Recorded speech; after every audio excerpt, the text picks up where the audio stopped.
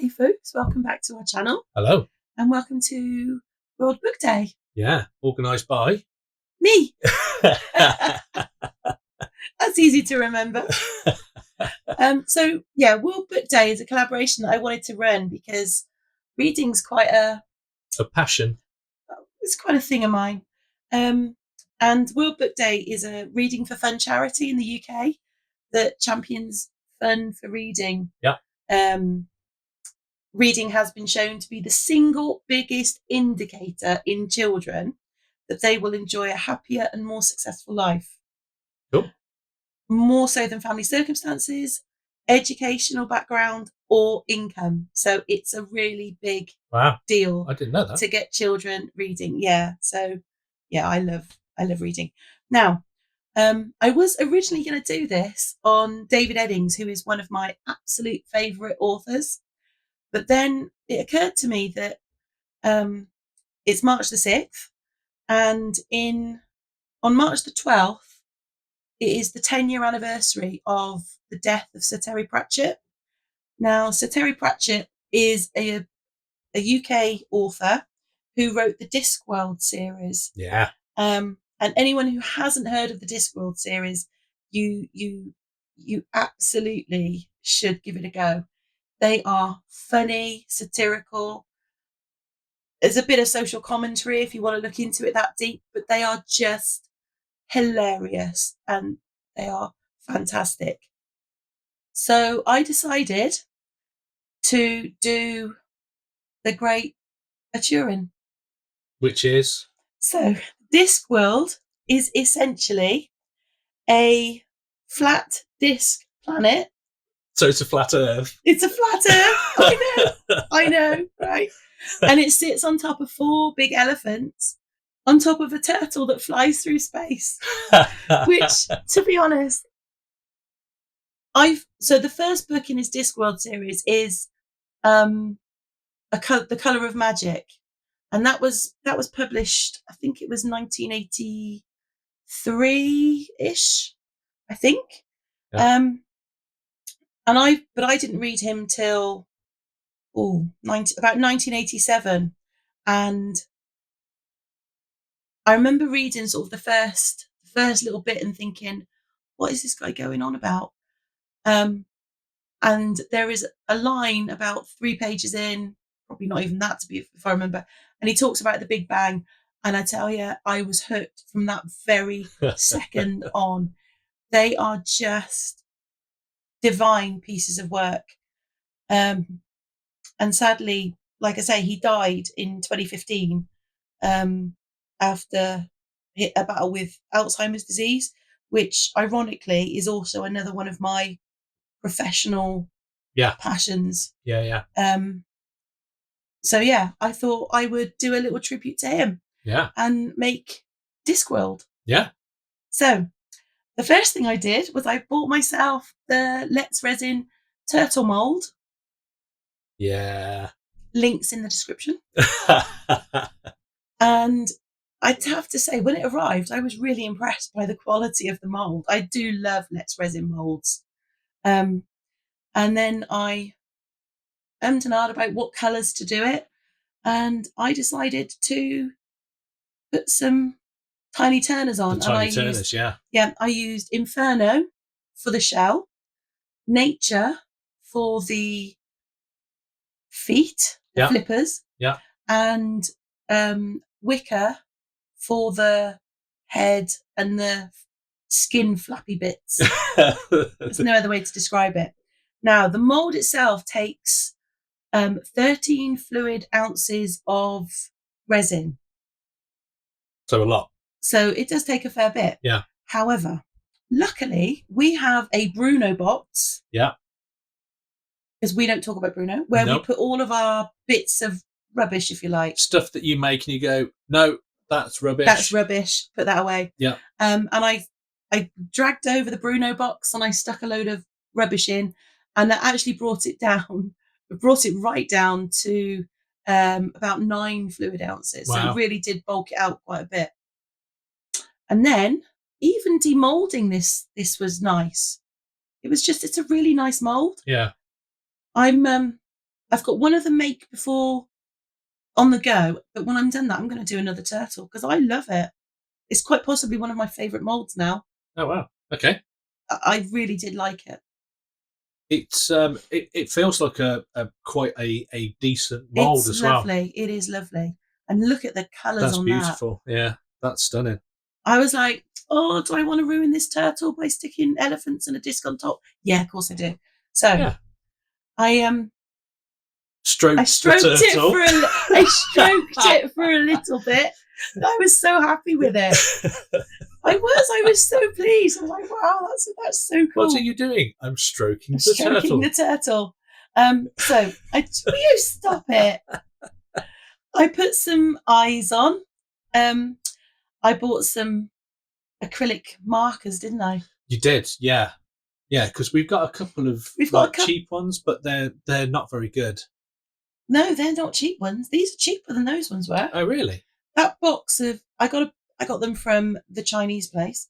I got a box of 24 or something for less than that one pen cost me. Wow. So, yeah. I was. These, however, these are good chrome markers. I think they're the J Diction ones. Or they're either the J Diction or the Let's Resin. I can't remember. They're one or the other. But again, they are really, really good. So I drew in some eyes, and then I thought I'm just going to highlight the shell bits a little bit more. Yeah. Because I wanted to. Yeah, there was no other reason than I just wanted to.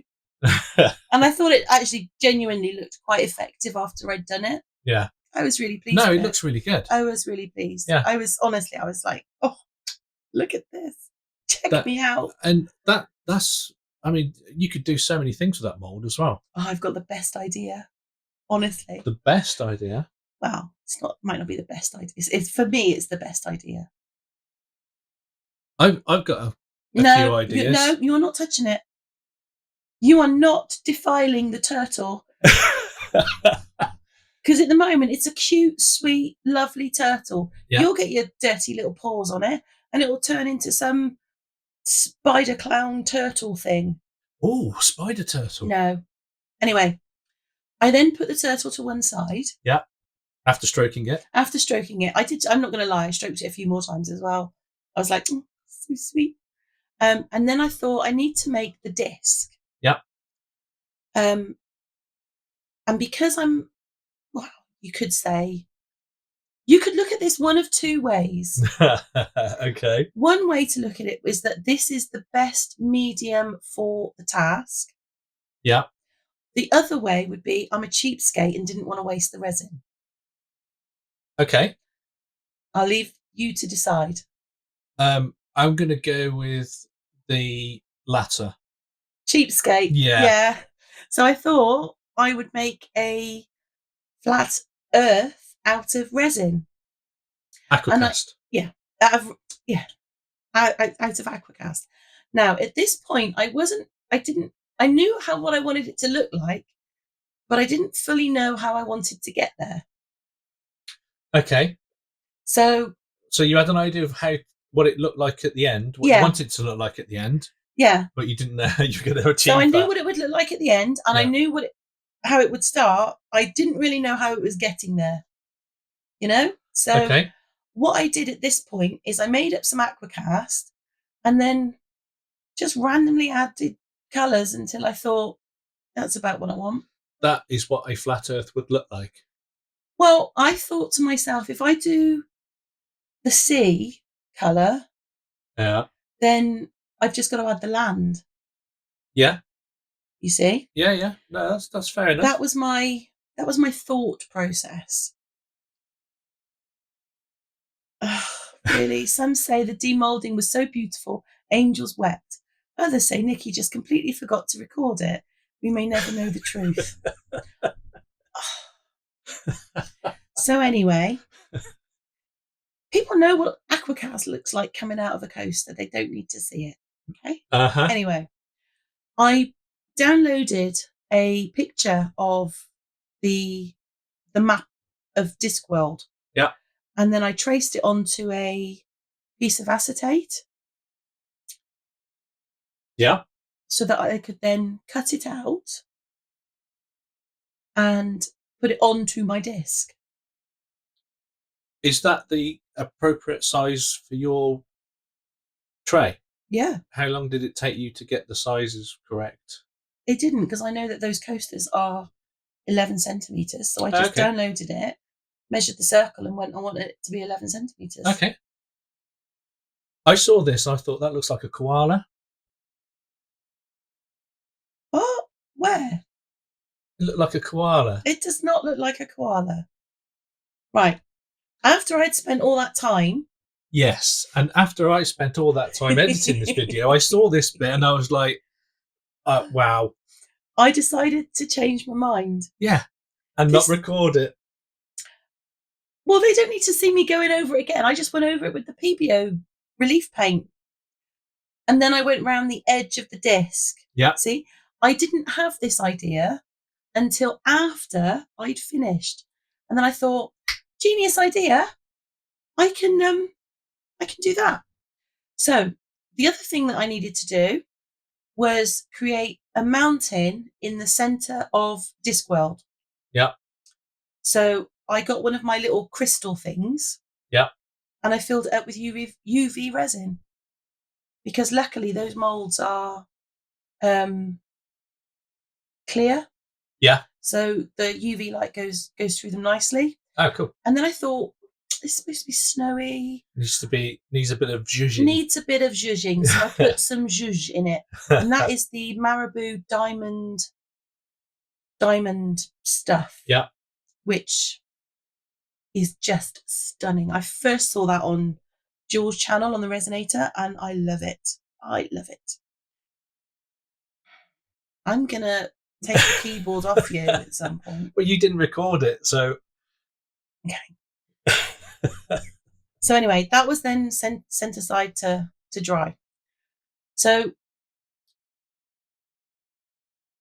then... Yeah. I thought, I need to get that map onto that world. Yeah. So... Couldn't you have just traced it directly onto the actual tray? No. No? How would I have done that? Just freehand. Oh, shush. You can't freehand a map. Of course you can. No, you can't. Yeah. Listen, you sit over there. Shush. Okay, so I made myself some blue sea. Yeah. I put a little tiny bit. I just used some alcohol, not alcohol ink, the other stuff. Resin dye. Resin dye, yeah. And I put the tiniest amount of shimmer in, like almost not worth mentioning. But you did. I did. Yeah. And then I thought my plan was to make the world, the countries and stuff out of UV resin. Yeah. However, it didn't really go very well. Why? Because the UV resin that comes pre-mixed and pre-made, it's not very vibrant. No, it's not. I've noticed that.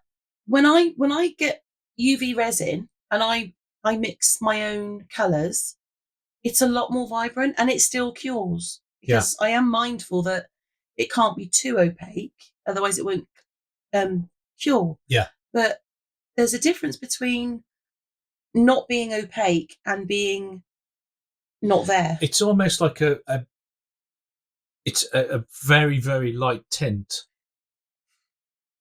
What was the one colour I put on? I think when I put the white on, I was like, that's not even a tint. I found white is very...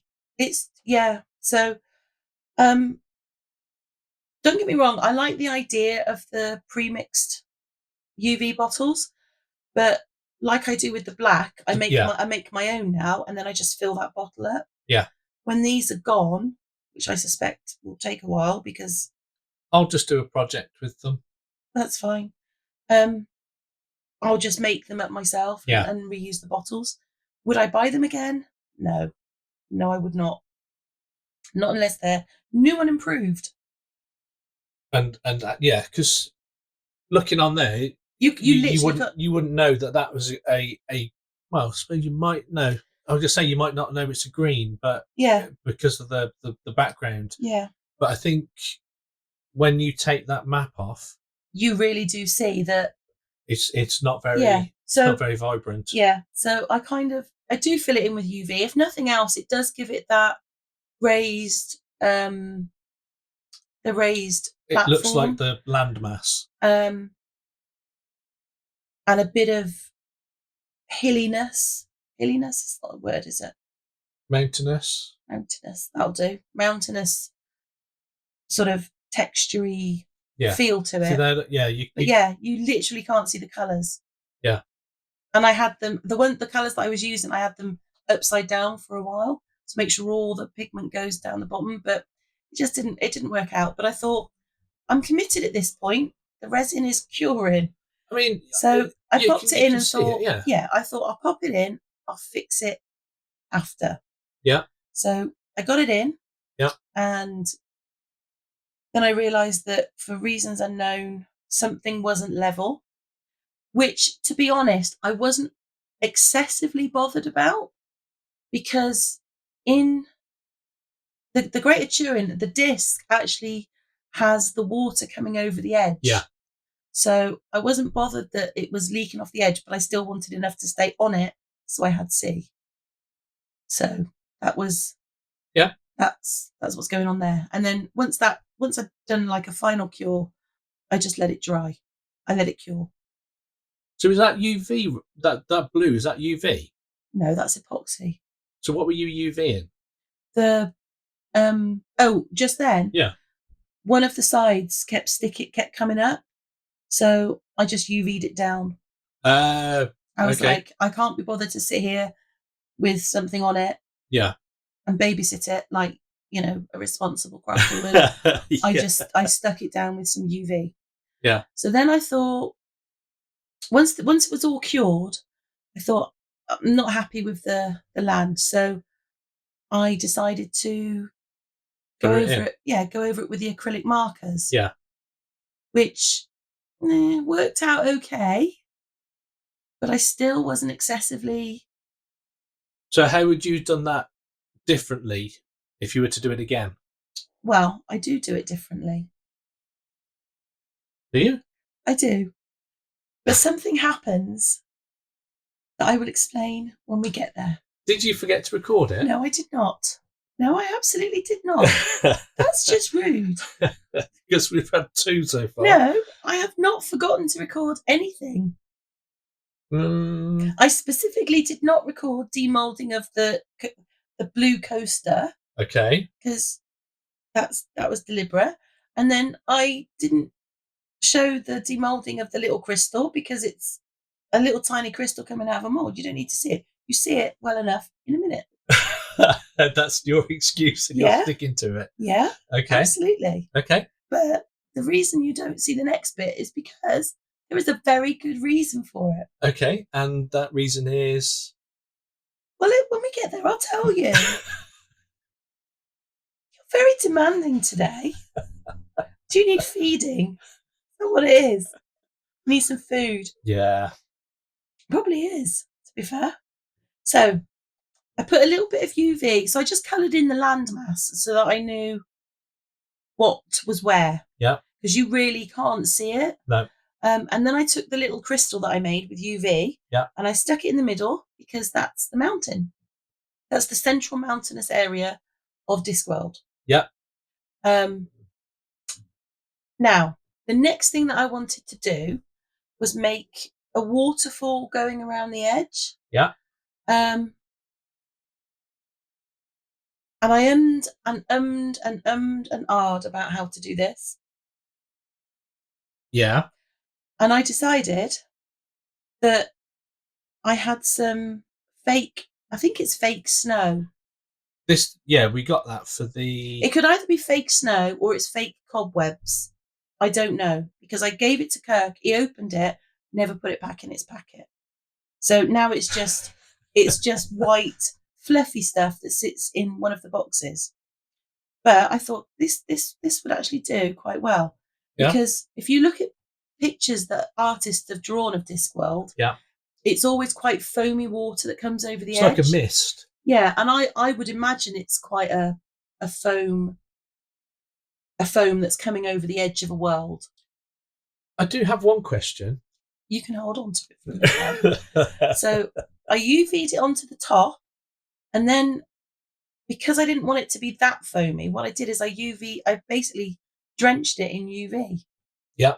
And so put a drop or two on, and then rubbed it around with my fingers, then shaped it into like bits of waterfall, little waterfall type, bigger water, like, and had different lengths. Yeah.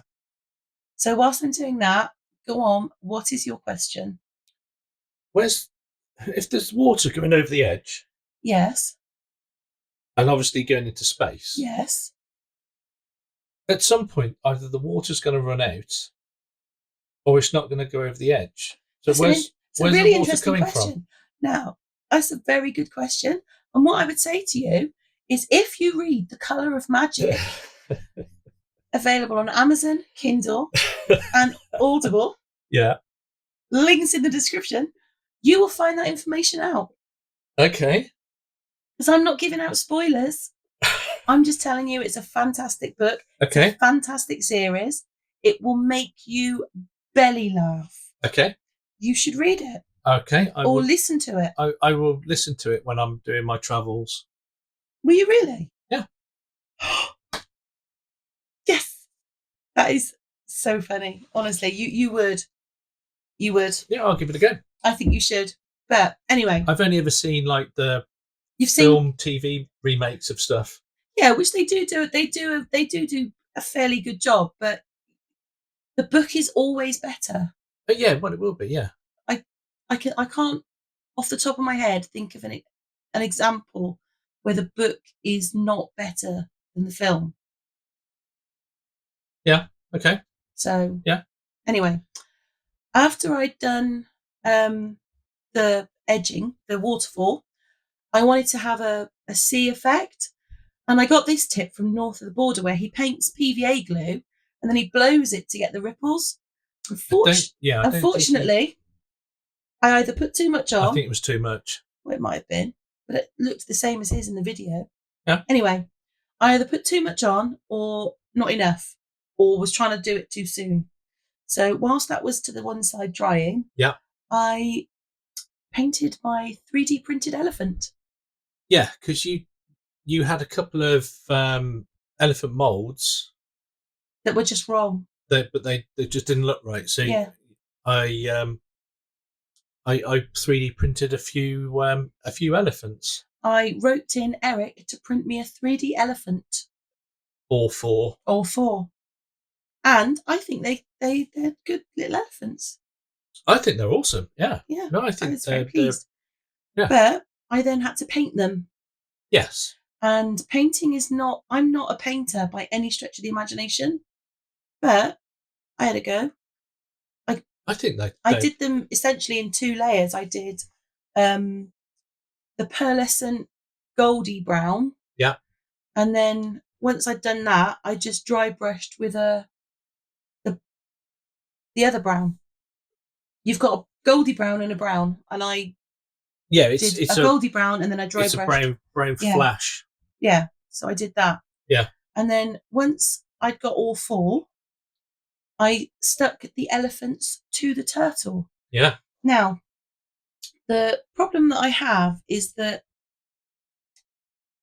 the turtle shape is not designed for elephants to stand on top. No, because on the picture, the turtle is a lot bigger and the shell is not as round. Yeah, it's more of a concave shape. Yeah. But I didn't have that. I had this. Yeah. So I thought, well, we'll just do what we do, and we'll get there. Yeah. So I popped my 4 elephants on, and even just that, I was like, I love this. I love this so much. It's looking awesome so far. I do. I just love it. It's one of my favorite series. So I was really, really chuffed with it. Now, this is what I was saying to you. What I did with the disc is I actually went over it with some normal paint, and as you can see. But unfortunately, my camera battery was completely dead. Uh-huh. And I needed to do it when I was doing it. Okay. So that's kind of skipped. But there's a very good reason for it. But you get the gist of what I did. I'll give you that one. Thank you. Because, you didn't forget. No, I just chose not to because my battery was flat. If only there was some form of device that would allow you to put power back into your recording device. Well, it was. My camera was charging whilst I was painting. It's very efficient. It's a very efficient system I had going on. Don't you think? Yeah. So, excuse me. Then the trouble that I had getting those blooming elephants to stick on the disc, you would not believe. I was genuinely questioning my life choices at this point. However, I eventually got there. And I was actually quite pleased with how it was looking. So, as you can see there, I completely missed the camera altogether. But luckily, there are some glamour shots at the end. Yay! So, to anyone who's still watching us at this point, thank you so much for watching. Yeah. If you've enjoyed our creative chaos or just my croaky voice, which is, just for the record, I don't normally sound like this. I actually lost my voice. She doesn't sound like Marge Simpson. No, I don't. I lost my voice. But if you have liked what we've created, please do hit the like button. And while you're down there, just nip across and click the subscribe. Why not? Yeah. Let us know in the comments if you're a reader, what you like to read. And make sure you check out the playlist, which will be linked down below. Thank you to everyone that's taking part, watching the collaboration. And that's it. That's all from us. Yeah. And hopefully we'll see you in the next one. Yeah. Okay, bye. Bye for now.